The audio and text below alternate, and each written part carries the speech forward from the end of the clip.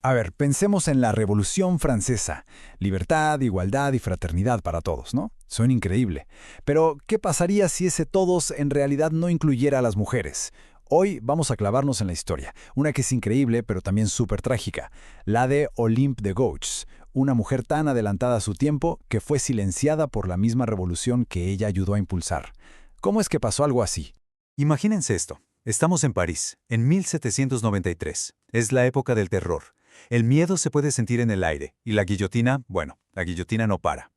Y en medio de todo este caos, una mujer, una escritora, va camino a su ejecución. ¿Su crimen? Atreverse a pensar por sí misma. Y aquí está la pregunta del millón que vamos a responder. ¿Qué fue exactamente lo que dijo o hizo para que la vieran como una enemiga de Estado? ¿Qué ideas podían ser tan, pero tan peligrosas como para costarle la vida? Vamos a descubrirlo juntos. Ok, para entender bien la historia de Olympe, primero tenemos que entender el panorama general. La Revolución Francesa fue un momento de promesas gigantes, sí, pero también de unas contradicciones enormes. Fíjense bien en esta imagen. Las mujeres estaban ahí, en primera fila. En las calles, en las marchas, debatiendo, organizando, fueron el motor de la revolución. Pero ¿saben qué pasó cuando llegó la hora de repartir los derechos? Pues que simplemente las borraron de la ecuación, como si no hubieran hecho nada. Esta tabla lo resume todo perfectamente. La promesa era libertad, igualdad y fraternidad. Suena genial, ¿no? Pero la realidad para las mujeres era muy distinta. Eran ciudadanas pasivas. ¿Y eso qué significa? Pues que sí, podían ser castigadas por la ley, pero no podían ni votar ni participar en la creación de esas mismas leyes. Una contradicción total. Pero Olympe de Gouges, claro, no era de las que se iba a quedar de brazos cruzados.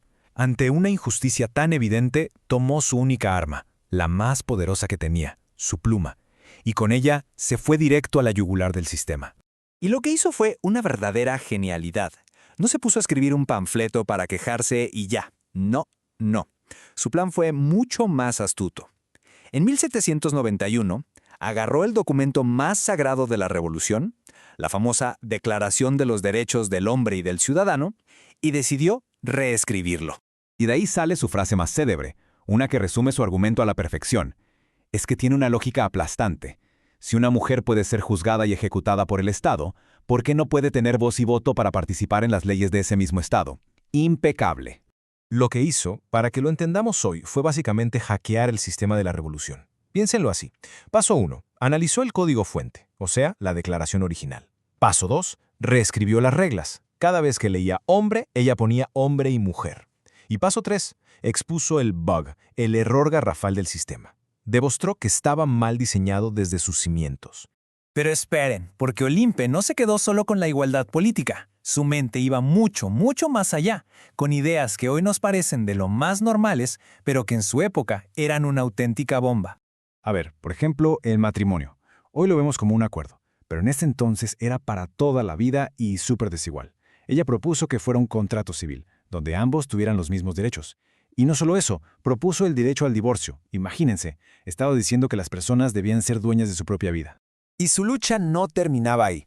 También pensó en las más vulnerables, las madres solteras y sus hijos. Exigió que se les protegiera, que los niños tuvieran derechos sin importar si sus padres estaban casados o no. Buscaba acabar con esa idea de que ser madre soltera era una vergüenza que te condenaba a la pobreza. Y aquí es donde vemos su verdadera grandeza. Su sentido de la justicia era universal. Para Olympe era imposible y una hipocresía total hablar de libertad en Francia mientras había personas esclavizadas en las colonias. Su postura era clara. La libertad o es para todos o simple y sencillamente no es libertad. Y esto, claro, le consiguió enemigos muy, muy poderosos. Con tantas ideas tan radicales y dichas de forma tan directa, era inevitable que se convirtiera en un blanco para el poder. Y así, la historia nos lleva de vuelta a su juicio y a su trágico final. Esta línea de tiempo nos muestra, paso a pasito, cómo la silenciaron. Primero, sus ideas se hicieron famosas, virales diríamos hoy. Pero esa fama molestó a los que tenían el poder. Así que la arrestaron, la sometieron a un juicio que fue una farsa, sin derecho a un abogado. La decisión ya estaba tomada. Tenían que ejecutarla para que sirviera de ejemplo. Y aquí viene lo más increíble. ¿Saben de qué la acusaron oficialmente? De haber olvidado las virtudes propias de su sexo. Así como lo oyen, básicamente su crimen fue no comportarse como ellos creían que una mujer debía hacerlo. Su muerte fue una advertencia clarísima. Mujeres, ni se les ocurra levantar la voz. Intentaron callar su voz, pero las ideas de Olympe de Gouges eran demasiado poderosas para desaparecer. Su legado resonó a través de la historia y la verdad sigue increíblemente vigente. Piénsenlo un poco, la lucha por el voto femenino que vimos en el siglo XX, los movimientos feministas de hoy que piden igualdad, todo eso tiene una semilla en lo que Olympe empezó. Ella abrió un camino que otras siguieron y que de hecho seguimos recorriendo. Es que es impresionante la idea que literalmente le costó la vida, la de que los derechos deben ser para todos los seres humanos, sin excepción, es hoy la base de la Declaración Universal de los Derechos Humanos. Lo que en su día fue una idea peligrosa, hoy es un principio que defendemos en todo el mundo. Su voz nunca se apagó, solo viajó en el tiempo. En el siglo XIX, inspiró a las que lucharon por el voto. En el XX, sus ideas fueron clave para los derechos humanos que conocemos. Y hoy, en pleno siglo XXI, seguimos debatiendo temas que ella ya había puesto sobre la mesa. Igualdad total, derechos sobre nuestro cuerpo y justicia para todos, sin importar género o raza. Intentaron silenciarla, borrarla de la historia, pero no lo lograron.